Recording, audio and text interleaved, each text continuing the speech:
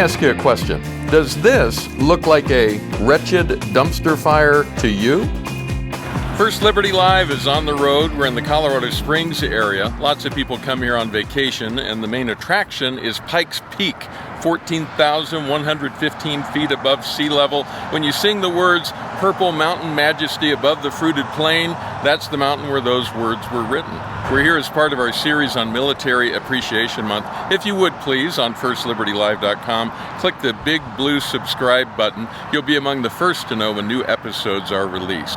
As well as the scenery here, this region of Colorado has a surprising military presence. You got the Air Force Academy, the Army's Fort Carson, Peterson Air Force Base, NORAD. It's common to see people in uniform at the grocery store, military convoys trundling down the interstate, F-16s and helicopters flying overhead.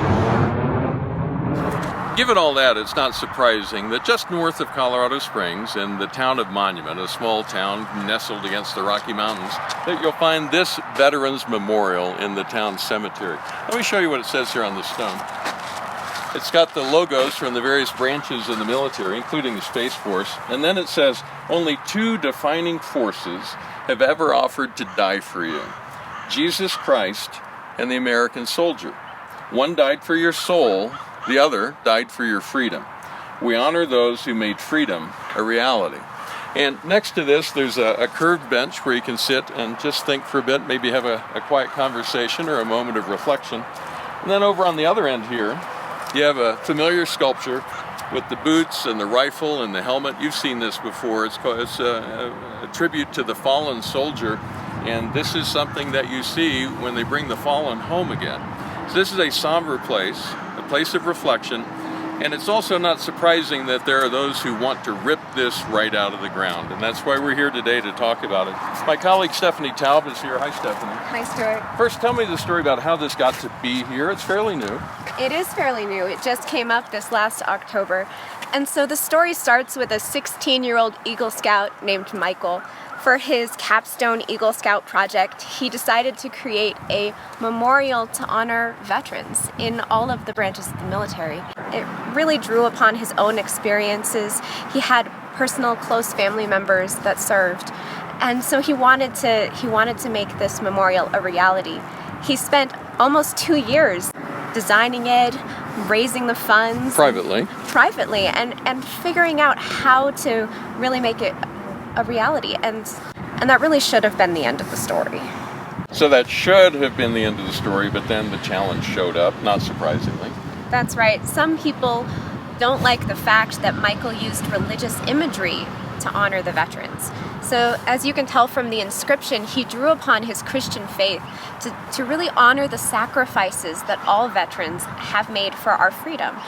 And so that's when the town of Monument received a couple of letters from fringe groups trying to stir up controversy and trying to just call into question this beautiful monument.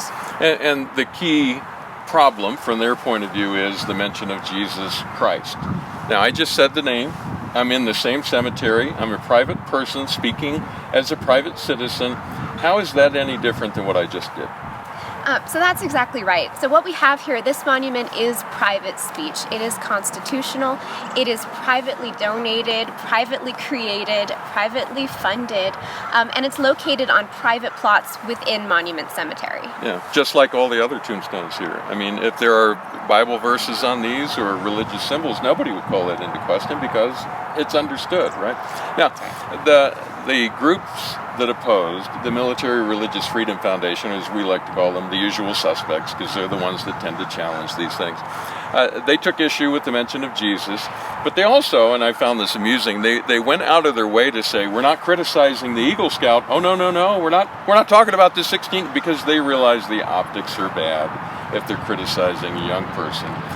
But yet, when you read what they've said in the meantime, they're really harshly criticizing the work that he did. Yeah, it's hard not to take it as a criticism of the creator of this monument. Because if you look at it, they called it all sorts of names. They called it a wretched dumpster fire. They called it noxious. They criticized the motivations of the people that were involved. Yeah. And it's just really, really sad to see this. And so we're really glad for the town of Monument to come in and want to step in and defend the Eagle Scout. It's true the city owns the cemetery, but just because they own the cemetery doesn't make every single thing government speech. I mean, looking around, it's actually the exact opposite. Everything in here, every gravestone, every tribute, it's all private speech. It's all by the citizens. None of it is the government speaking on its own behalf. And there's a plaque on this memorial that shows who paid for it.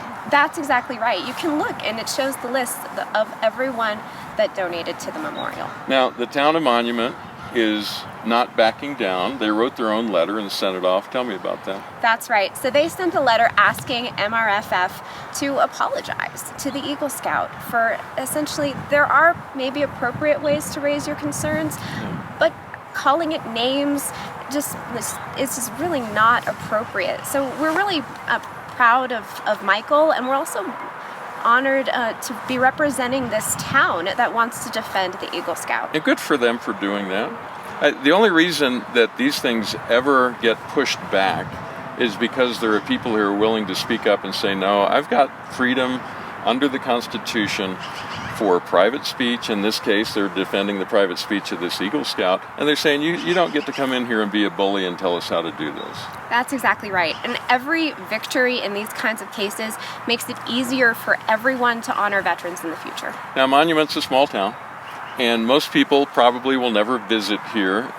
Undoubtedly, most people will never come to this particular cemetery. They'll never stop and notice the inscription on that.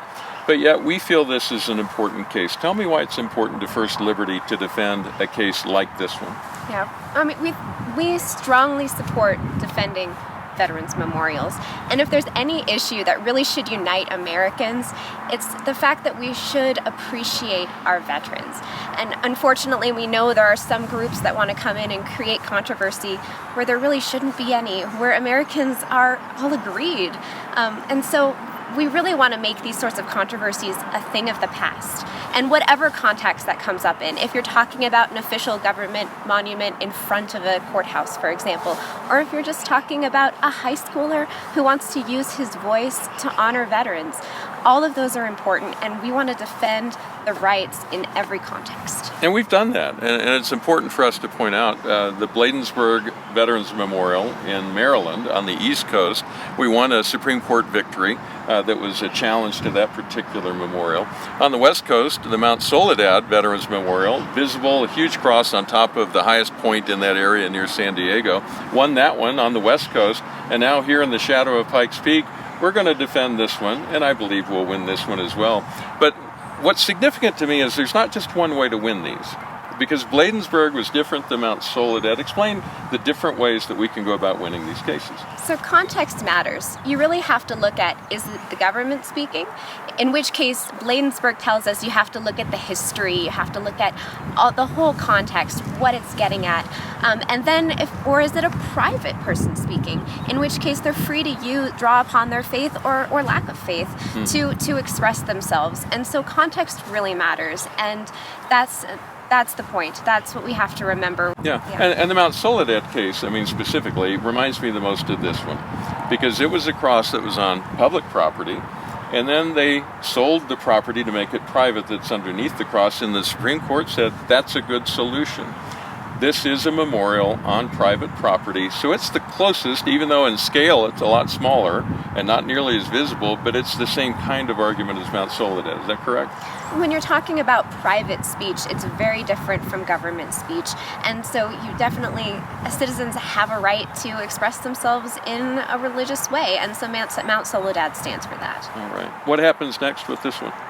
So we're going to continue to monitor the case. I don't think we're expecting an apology anytime soon, but we really want to applaud Michael. We want to applaud the town of Monument, and we'll continue to be fighting for these kinds of cases, for the right to honor our veterans. Very good. Stephanie, thank you for making time for us and traveling here to Colorado with us. Thank you. And thank you for watching. If this speaks to you, if this resonates with you, we invite you to join us in the work we do at First Liberty.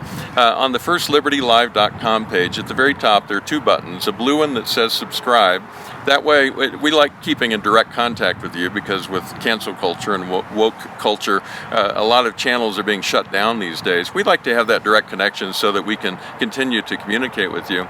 You'll also find the red Give button. And if these are outcomes that you'd like to see happen, if this is something that's important to you, you can speak into this with your gift to First Liberty. And thank you in advance for doing that. We will see you next week right here on First Liberty Live. We are grateful for your interest in religious liberty. Make sure you check out our other videos, and if you'd like to subscribe, there's a link right here on the screen, or you can connect directly with us over at firstlibertylive.com.